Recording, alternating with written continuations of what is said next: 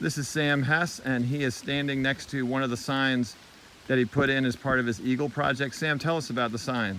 All right, so this is one of the 11 signs we put in. This one's from Monacan Trail.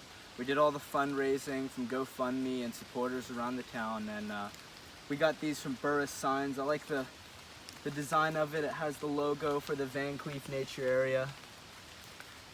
Yeah, And it was a fun and challenging project.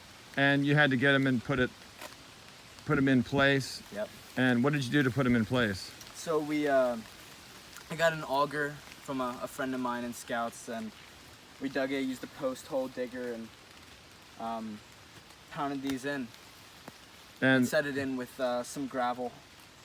Very cool. And one thing I will say is, for a number of years, we have really been in desperate need of signs, and this adding of the signs for the nature area is really, really an important improvement. So thank you very much for doing this.